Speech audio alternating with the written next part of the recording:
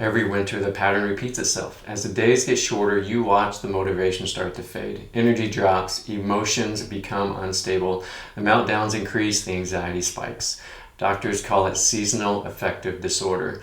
They explain how reduced sunlight messes with brain chemistry, and they tell you to try light box, maybe even add a supplement, perhaps consider medication. But here's what they can't explain. Why do some people handle fall and winter just fine while others predictably struggle? Why does your child with autism or ADHD get noticeably worse every single year when the clocks change? Why does one sibling thrive year-round while the other battles same seasonal decline? The answer isn't just about what happens during seasonal depression. It's about why certain nervous systems don't have the capacity to adapt when the seasons change.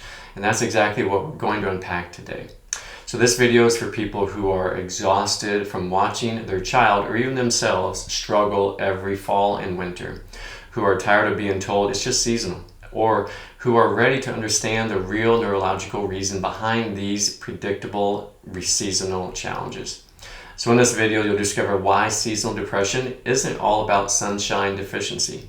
You'll learn how nervous system reserve capacity, or just the lack of it, determines who struggles and who doesn't. We'll break down the perfect storm that creates this vulnerability early in life. And most importantly, you'll see how restoring neurological resilience can help you or your child finally thrive year-round. So here's what we see in our office every single fall and winter. Sleep gets worse. Digestion struggles, behavior challenges increase, meltdowns happen more frequently, the anxiety that seemed manageable in August becomes overwhelming by November. This isn't a coincidence, it's not bad luck. People and children with these conditions predictably worsen each winter because their nervous systems just aren't ready and operating at maximum capacity.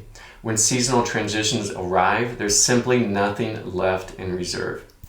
The autonomic nervous system operates like a car with two pedals. The gas pedal, which is the sympathetic nervous system, it activates stress responses, while the brake pedal, which is the parasympathetic nervous system, promotes rest, recovery, emotional balance, digestion. So a healthy nervous system shifts smoothly between these two states, using the gas pedal when challenges arise and engaging the brake pedal like rest, digest, and sleep, and maintaining calm. But some nervous systems get stuck with the gas pedal and press down, and the brake pedal just totally turned off. This is sympathetic dominance, and it's not a choice to make, but something the nervous system is automatically doing. That's why it's called the autonomic nervous system. So think of it like a smartphone battery. A healthy battery handles regular daily use plus high demand activities without issue. Seasonal changes require real adaptation, work from the nervous system, adapting and adjusting circadian timing to new light patterns, maintaining neurotransmitter production despite reduced sunlight, regulating temperature, and supporting immune function during cold and flu seasons. So for a nervous system with a healthy nervous system balance, these adaptations just happen automatically. You notice shorter days but don't feel overwhelmed. For an overwhelmed nervous system, seasonal transitions become just this breaking point people can fall into, what we call neurological exhaustion.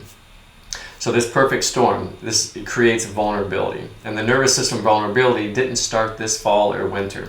It began much earlier, often during prenatal development, even birth, sometimes just in the first years of life. Prenatal stress exposes the developing nervous system to elevated cortisol and stress hormones, essentially programming the system to expect a stressful environment. Birth trauma, from interventions like C-sections, forceps, vacuum extraction, and extended labor, can create physical stress to the upper cervical spine and vagus nerve pathway. Early childhood stressors include E. colic, reflux, ear infections, and antibiotic overuse just add stress to an already vulnerable system. Antibiotics disrupt the gut biomicrobiome, which directly affects nervous system regulation. By ages 3 to 7, diagnostic labels emerge, but the nervous system dysfunction was there all along.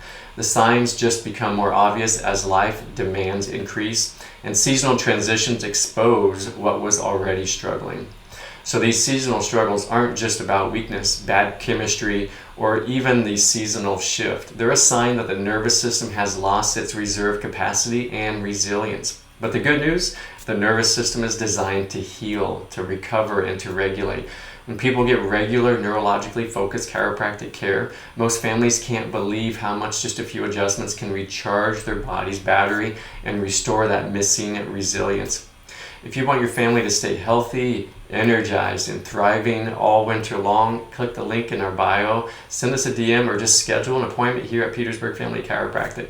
I also want to invite you parents to a free workshop to talk about how nervous system-based chiropractic care can help. It's going to be on Thursday, January 29th at 6:30 p.m. at Cafe Amulet. Would love to see you there.